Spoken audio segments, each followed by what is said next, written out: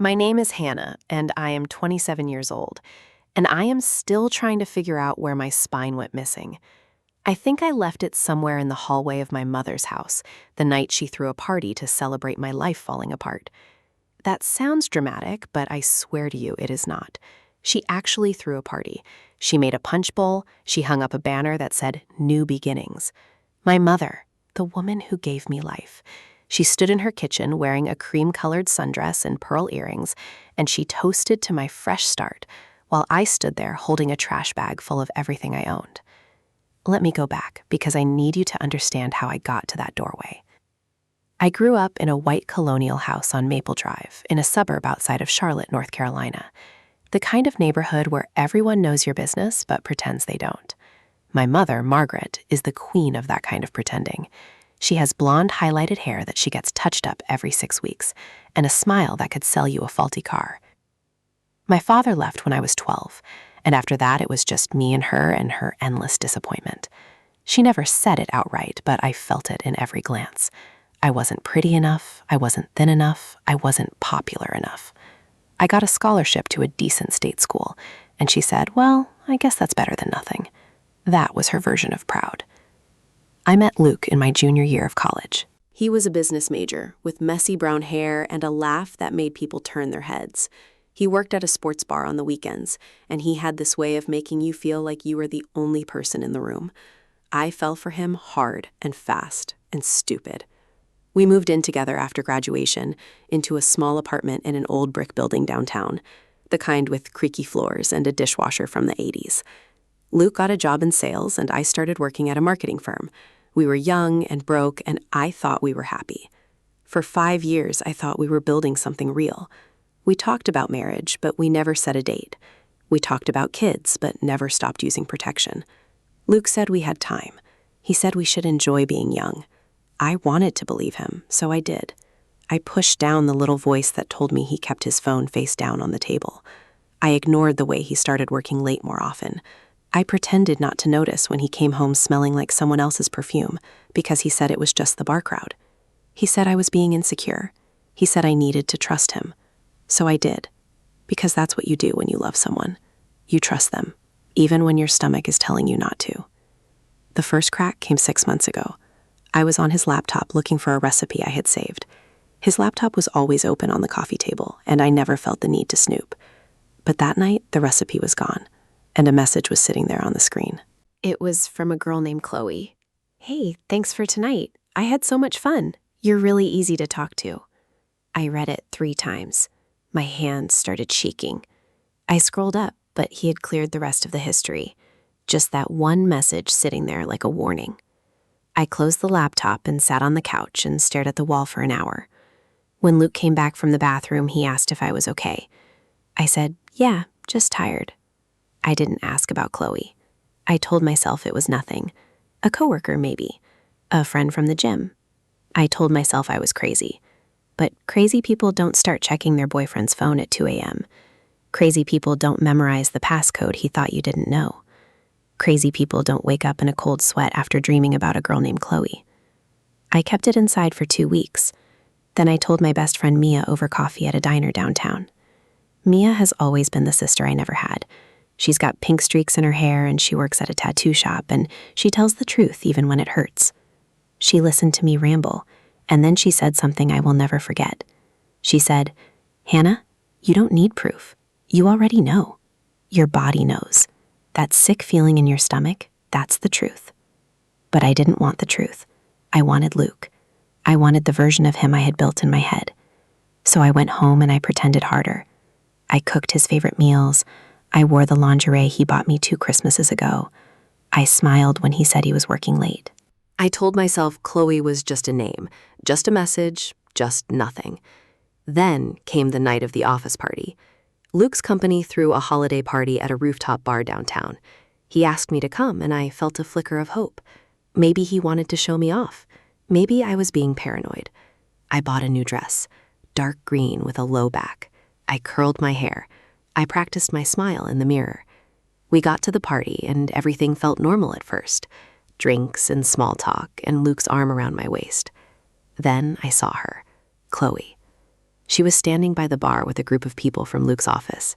I knew it was her because she had a name tag that said Chloe, and because she was beautiful in that effortless way I have never been.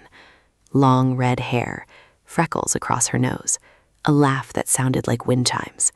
She was wearing a black dress that cost more than my rent. Luke introduced me to her, and she smiled and said, "Oh, I've heard so much about you."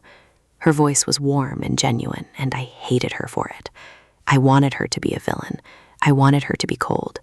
But she just seemed like a nice girl, which was worse, because it meant Luke had good taste. He wasn't just cheating with someone trashy. He was cheating with someone I might have been friends with. I excused myself to the bathroom and sat in the stall for 10 minutes trying to breathe. When I came back, Luke was talking to Chloe near the balcony. His hand was on her lower back. Her head was tilted up toward him. They were close. Too close. The way you stand when you know someone in a way that isn't just coworkers. I didn't say anything. I walked over and Luke dropped his hand fast. Too fast. Chloe gave me another smile and said we were just talking about the new project. I said, "Okay." I said, "Let's go home." Luke said, "Not yet." I said, "I don't feel well." He looked at me with something like annoyance and said, "Fine, let's go." We didn't talk in the car. We didn't talk when we got home. He went straight to bed and I sat on the couch and I finally let myself cry. Not the pretty kind of crying, the ugly kind, where you can't breathe and your face swells up and you taste salt on your lips. I knew then. I knew for sure. But I still didn't leave, because leaving is easy to say and impossible to do when your whole life is tangled up with someone. The lease was in both our names, the furniture was ours, the cat was ours, our friends overlapped, our lives had braided together like hair, and I didn't know how to unbraid it without cutting chunks out of myself. Another month passed. January, cold and gray and heavy. Luke started staying out until 2 a.m. on weeknights. He stopped kissing me goodbye. He flinched when I touched his shoulder. I lost 12 pounds without trying. My coworkers asked if I was okay, and I said I was just stressed. My boss pulled me aside and asked if I needed time off. I said no. I said I was fine. I was not fine. Then my mother called. She said she was coming to visit for the weekend. She said she wanted to see me and Luke. She said she had news. I should have known then, but I didn't, because even after everything, I still thought my mother was on my side. She arrived on a Friday night with a bottle of wine and a stack of home decor magazines. She hugged me and said I looked thin, not in a concerned way, in a judgmental way. She asked where Luke was, and I said he was working late. She raised an eyebrow and said, "He works late a lot, doesn't he?" I didn't answer. We sat in the living room and she told me her news. She was selling the house on Maple Drive. She was moving to Florida. She was done with North Carolina. She said it like she was announcing a promotion. I said, "That's great, Mom." I said, "I'm happy for you." She said, "Don't be sarcastic." I wasn't being sarcastic. I was just tired. Then she asked about Luke again, and something in me broke open. I don't know if it was the wine or the exhaustion or the weeks of pretending, but I told her everything. The message, the party, the way he looked at Chloe, the way he didn't look at me anymore. I told my mother that I thought Luke was cheating on me. She listened. She nodded. She poured herself another glass of wine. And then she said something that turned my blood to ice. She said, "Hannah, I know." I stared at her. I said, "What do you mean you know?" She said, "I've known for months. Luke told me himself. He called me after Thanksgiving. He said he was going to leave you and he wanted me to hear it from him." He said he was trying to do the right thing. The room spun. I grabbed the arm of the couch. I said, "You knew my boyfriend was cheating on me, and you didn't tell me?" She shrugged. She said it wasn't my place. She said Luke is a good man. She said maybe you two just aren't compatible. She said these things happen. I couldn't breathe. I said, "He's cheating on me, Mom. He's been sleeping with someone else, and you knew, and you didn't say anything? You let me sit here for months, wondering if I was crazy. You let me cry on the phone to you. You let me ask you if something was wrong with me, and you knew the whole time." She didn't flinch. She said you needed to figure it out on your own. She said I was doing you a favor. She said if I had told you, you would have stayed out of spite. She said, "This way, you have to face reality." I stood up. I said, "Get out of my apartment." She said, "Hannah, don't be dramatic." I said, "Get out." She gathered her purse and her magazine and her wine, and she looked at me with this cold, calm expression. She said, "You always were too sensitive." She said, "Maybe that's why Luke found someone else." I slammed the door behind her, and I slid down the wall and I sat on the floor for hours. I didn't cry. I just sat. The cat came and curled up in my lap, and I held him, and I stared at nothing. Luke came home at midnight. He was drunk and happy, and he didn't notice the redness in my eyes.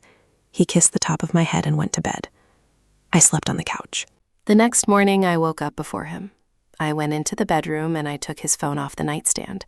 He was still asleep. I opened his messages. I typed Chloe into the search bar. And there it was. Months of them. Hundreds of messages.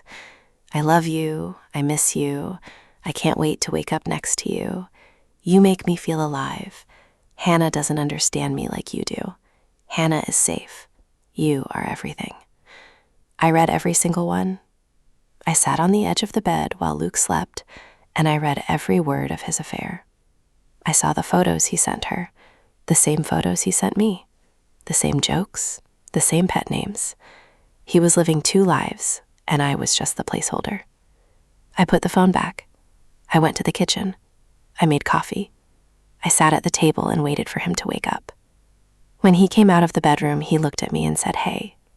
Just hey, like nothing was wrong, like he hadn't shredded my heart into confetti. I said, "Luke, we need to talk." He said, "Not now, I have a meeting." I said, "Sit down." He looked at me for a long moment, and then he sat. I said, "I know about Chloe." I said, "I know everything. I read your messages this morning. I know you called my mother. I know you've been lying to me for months. I know you told her you were going to leave me." He didn't deny it. He didn't apologize. He just sat there with his hands on the table and he said, "Okay." I said, "Is that all you have to say?" He said, "What do you want me to say, Hannah? You went through my phone. You invaded my privacy." He actually said that. He looked me in the eye and he said, I invaded his privacy. I laughed. I laughed so hard I started crying. I said, "You cheated on me for months. You told my mother before you told me. You made me feel insane. And you're worried about privacy?" He stood up. He said, "I'm sorry you found out this way. Not, I'm sorry I did it.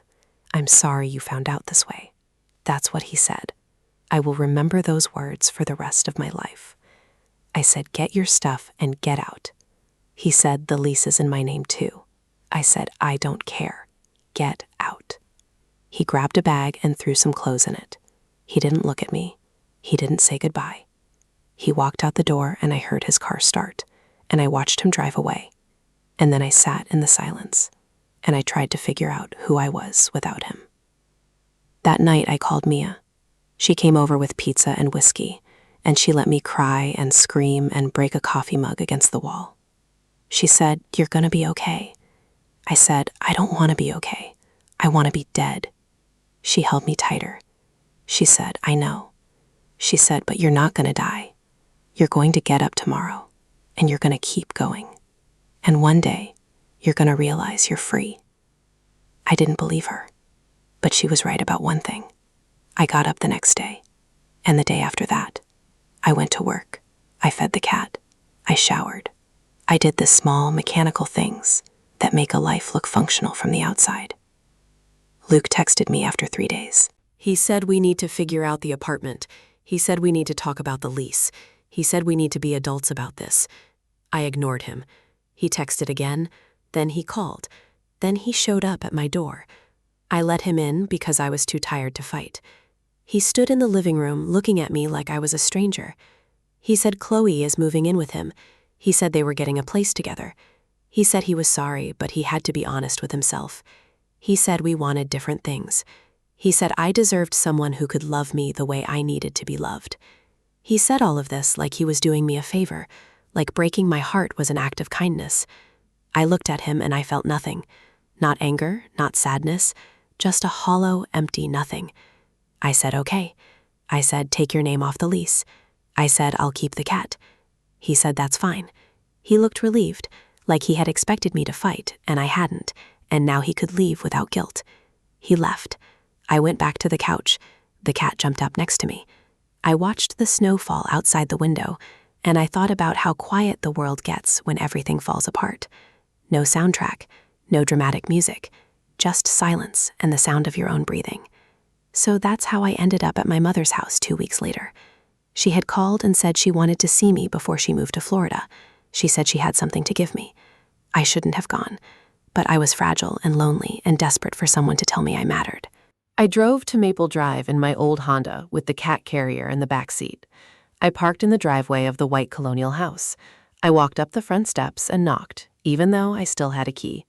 My mother opened the door, and she was wearing that cream sundress and pearl earrings, and behind her I could see people, a lot of people, neighbors, her friends from the garden club, my Aunt Carol from Raleigh.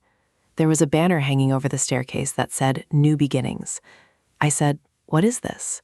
She smiled. She said, it's a party. She said, it's for you. She said, we're celebrating your fresh start. I stood in the doorway with my trash bag full of clothes and my cat in his carrier, and I looked at the faces of all these people who had known me since I was a kid. They were smiling at me. Some of them looked uncomfortable, but most of them just looked curious. My mother had told them something. I don't know what. Probably a version where I was dramatic and Luke was reasonable, and she was the supportive mother helping her daughter through a difficult time. I said, Mom, what did you tell them? She waved her hand. She said, I told them you and Luke broke up. I said it was mutual. I said you decided to focus on your career. She lowered her voice. She said, no one needs to know the ugly details, Hannah. This is a party. Be gracious. She pulled me inside. Someone took the cat carrier and put it in the guest bedroom. Someone handed me a glass of punch. Someone said, we're so proud of you for being strong. I stood there like a ghost at my own funeral. Then my mother raised her glass. She tapped it with a fork. She said, I want to make a toast. To my daughter, Hannah.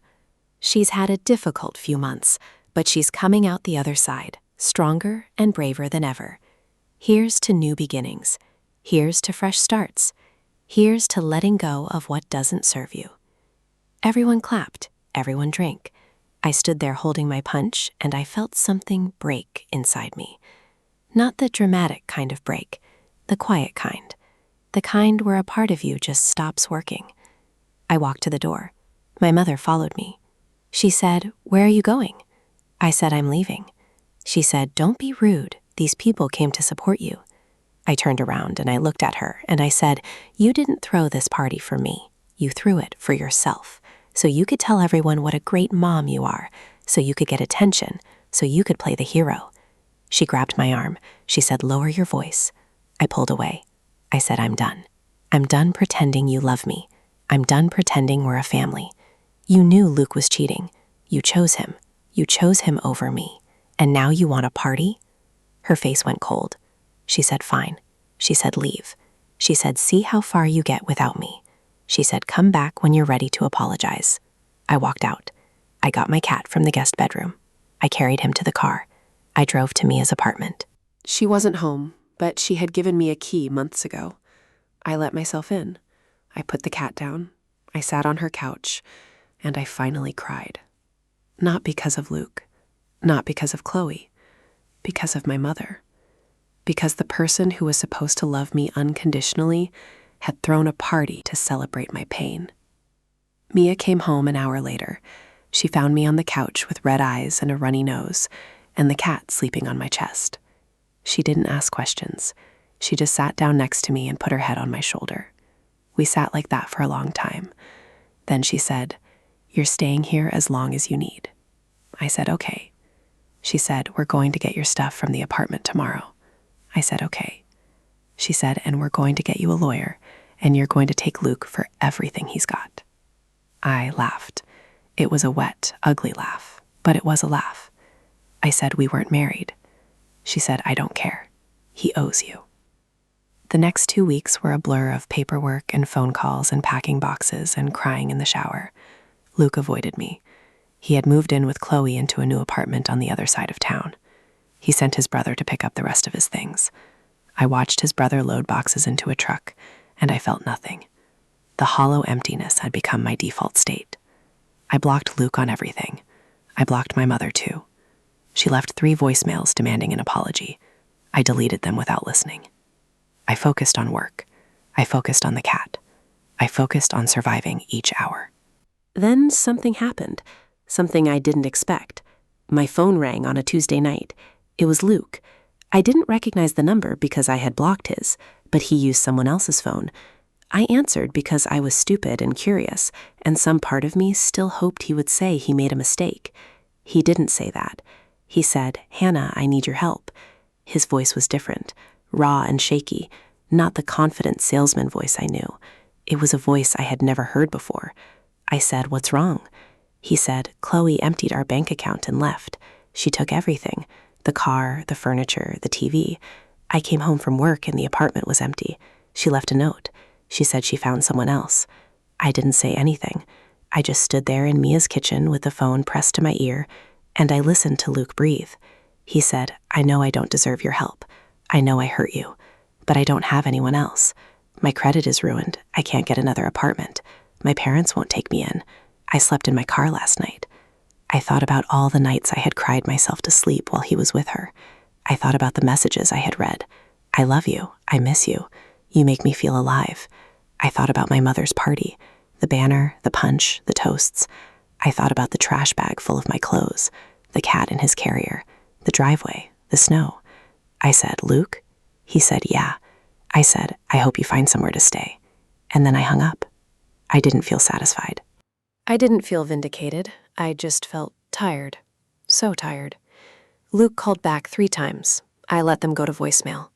He sent texts, long, rambling texts about how he was sorry, how Chloe had manipulated him, how he had always loved me, how he had made the biggest mistake of his life, how he would do anything to go back, how he would spend the rest of his life making it up to me. I read every word, and then I deleted them. Because here is the thing I learned. When someone shows you who they are, believe them the first time. Luke showed me he was a liar. He showed me he was selfish. He showed me he would choose someone else over me without hesitation. And the only reason he was begging now was because that someone else had done the same thing to him. He didn't want me back. He wanted the safety I represented. He wanted the woman who cooked his meals and paid half the rent and pretended not to notice the perfume on his collar. He wanted his placeholder back. And I was done being a placeholder. 2 days later, my mother called from a Florida number. I answered because I thought maybe she had changed. She hadn't. She said she had heard about Luke. She said she wanted to tell me, "I told you so." She said she knew Chloe was trouble from the beginning. She said maybe now Luke would realize what he lost. She said maybe we could all move past this and be a family again. I said, "Mom?" She said, "Yes." I said, "You threw a party to celebrate me getting kicked out of my own relationship. You knew he was cheating, and you didn't tell me because you thought I needed to figure it out on my own. You told me I was too sensitive, and that's probably why he found someone else. And now you want to be a family." She was quiet for a moment. Then she said, "I never said that." I said, "You absolutely said that." She said, "I think you're misremembering." She said, "You were very emotional back then." She said, "It was a stressful time for everyone." She said, "Can't we just move forward?" I said, "No." I said, "We can't." I said, "I don't need you to be perfect, Mom. I just need you to be sorry. I need you to say I was wrong. I need you to say I hurt you, and I shouldn't have. But you can't do that, can you? Because you've never been wrong a day in your life." She said, "I'm not going to be spoken to like this." I said, "Then hang up." She said, "Hannah." I said, "Hang up, Mom." She said, "Fine." She hung up. I sat on Mia's couch and I looked at the cat, who was sleeping in a patch of sunlight. I thought about how he didn't care about any of this. He didn't care about loyalty or betrayal or the complicated mathematics of love. He just wanted a warm lap and a can of wet food. I envied him. The weeks turned into a month. The month turned into 2. I found a small studio apartment on the other side of town. I bought a new couch and a new bed and a new set of dishes. I painted the walls light blue because I had always wanted light blue walls and Luke hated the color blue. I hung up pictures of my friends. I bought a plant. I named it Luke, so I could watch something named Luke slowly die from neglect. Mia laughed when I told her that. She said, "That's the most healing thing you've done yet." I started therapy, a real therapist with a couch and a degree and a gentle voice. Her name is Dr. Patricia. She told me something in our third session that I think about all the time. She said, "Hannah, you spent your whole childhood trying to earn your mother's love, and then you spent your 20s trying to earn Luke's. You've been running a marathon where the finish line keeps moving. It's time to stop running." I didn't know how to stop, but I was learning. Every day I was learning. I got a promotion at work, a small one, but it came with a desk near the window. I started going to a yoga class on Saturday mornings. I adopted another cat so the first one wouldn't be lonely. I stopped checking my mother's Facebook page. I stopped wondering what Luke was doing. I started sleeping through the night without nightmares. Then came the day that changed everything. It was a Thursday, rainy and gray. I was at my desk when my phone rang. It was a number I didn't recognize, a local area code. I answered. It was a woman's voice. She said, "Is this Hannah?" I said, "Yes." She said, "My name is Sarah. I'm a nurse at Charlotte Memorial. You're listed as the emergency contact for Margaret Holloway." My blood went cold. I said, "What happened?" She said, "Your mother had a fall." She said she hit her head. She said she's stable, but she's confused. She said she keeps asking for you. She said, "Can you come?" I sat there with my hand over my mouth. My mother, the woman who threw a party to celebrate my heartbreak, the woman who told me I was too sensitive, the woman who chose Luke over me, she was in a hospital bed asking for me. I drove to Charlotte Memorial in the rain. I sat in the parking lot for 20 minutes with my hands on the steering wheel. I thought about Dr. Patricia. I thought about what she would say. She would say, "You don't owe her anything." She would say, "You get to choose." She would say, "Forgiveness is not the same as forgetting." I got out of the car. I walked into the hospital. I took the elevator to the 3rd floor. I walked down the hall to room 3112. I stood outside the door and I listened. I could hear my mother's voice. She was talking to a nurse. She was saying, "I don't understand where she is. She's my daughter. She should be here. She should be here for me." I pushed open the door. My mother was sitting up in bed with a bandage on her forehead and a bruise on her cheek. She looked small, older, fragile in a way I had never seen. When she saw me, her face crumpled. She said, "Hannah?" She started to cry. Real tears, not the performative kind she used at parties. These were ugly tears, the kind that come from somewhere deep. I walked to the bed. I sat down in the chair next to her. I didn't hug her. I didn't take her hand. I just sat. She said, "I'm sorry." She said, "I'm so sorry." She said, "I've been a terrible mother." She said, "I don't know why I'm like this." She said, "I don't know why I couldn't just love you the way you needed." I looked at her. I wanted to feel something. Anger, satisfaction, even pity. But all I felt was that same hollow emptiness, the one I had been carrying since the night of the party. I said, "Mom?" She looked at me with those wet, desperate eyes. I said, "I'm glad you're okay." I said, "I'm glad you're not dead." But that doesn't change anything. She started crying harder. She said, "Please." She said, "Please give me another chance." She said, "I'm old. I'm alone. I don't have anyone else." I said, "That's not my problem." She flinched like I had slapped her. I said, "I'm not saying this to be cruel. I'm saying it because it's true. You made choices. You chose Luke over me. You chose your pride over me. You chose a party over me. And now you have to live with those choices." She said, "I know." She said, "I know I did." I said, "I forgive you. I think I do. But forgiveness doesn't mean I have to let you back in. Forgiveness means I stop carrying the anger.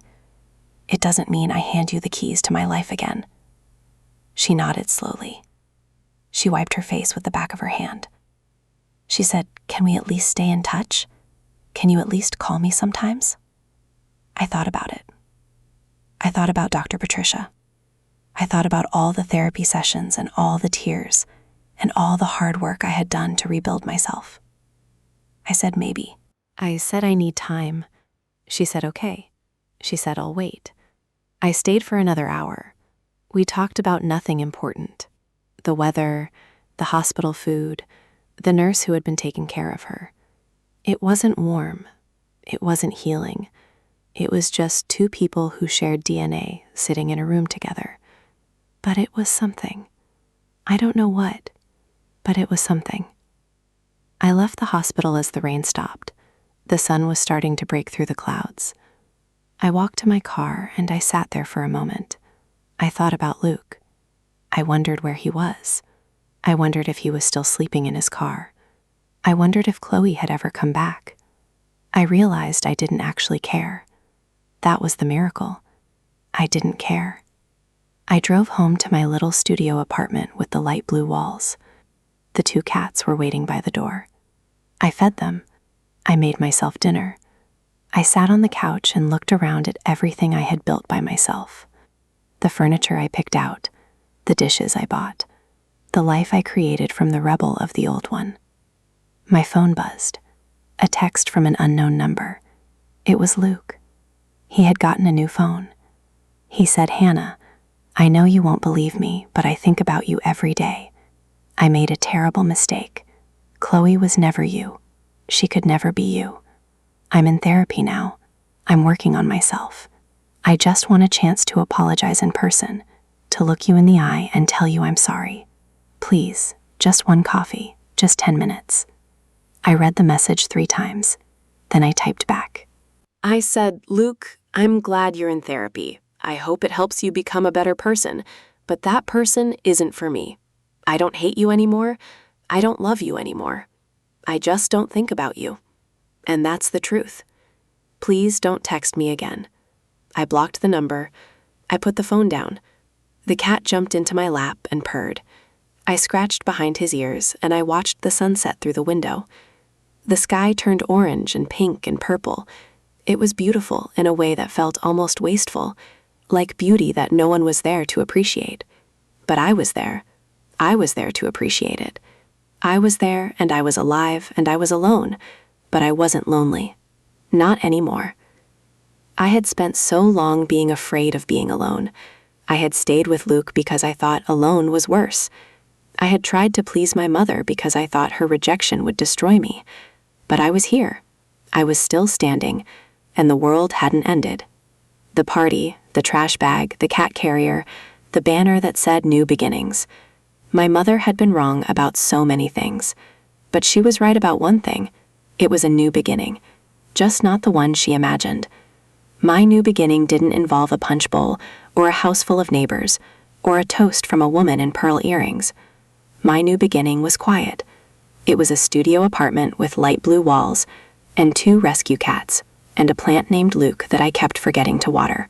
It was therapy on Tuesday afternoons and yoga on Saturday mornings and coffee with Mia on Sundays.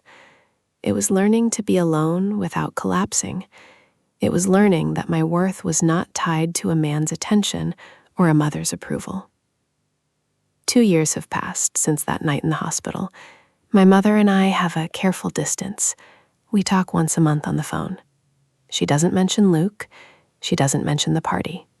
I don't bring it up either. We talk about the weather and the cats and her retirement community in Florida. It's not a real relationship, but it's something. And I've learned that sometimes something is enough. Luke moved to Atlanta. I heard through a mutual friend that he got married again. Someone new, someone I don't know. I hope he's happy. I hope he figured out how to be honest. I hope he stopped being the person who texts apologies from burner phones at 2 a.m. But I don't need to know. That's the gift of letting go. You don't have to carry their story anymore. Mia and I are still best friends. She's engaged now to a woman named Jess, who makes her laugh in a way I've never seen before. I'm going to be the maid of honor. I'm already planning the bachelorette party. It's not going to involve any banners or punch bowls or toasts about new beginnings. It's going to involve tequila and karaoke and probably a stripper. Mia's request, not mine. Sometimes late at night when I can't sleep, I think about that moment in my mother's doorway. The trash bag, the cat carrier, the faces of all those people staring at me with pity and confusion. I used to feel shame when I thought about it. Shame that I had let myself be so small. Shame that I had stayed so long. Shame that I had needed a party to finally see the truth. But I don't feel shame anymore. I feel anger sometimes, and sadness. But mostly, I feel gratitude. Not for what they did, for what it taught me. I learned that I am stronger than I knew. I learned that betrayal does not have to be the end of your story. I learned that you can survive your mother not loving you the way she should. I learned that you can survive a man choosing someone else. I learned that surviving is not the same as living. And I learned that living means choosing yourself, even when it hurts. Especially when it hurts. The last thing I want to tell you is this. If you are standing in a doorway somewhere, holding a trash bag full of your life, if your mother is throwing a party for your pain, if the person you love is sleeping next to someone else, I need you to know that you will not always feel this way. The hollow emptiness will not last forever. One day you will wake up, and the sun will be on your face, and your cat will be purring on your chest, and you will realize that you haven't thought about him in hours, then days, then weeks. Then one day you will realize you haven't thought about him at all, and you will be okay, not because someone saved you, but because you saved yourself. I saved myself. And I am still saving myself every day, one small choice at a time. Today, I chose the light blue walls. Today, I chose the cats.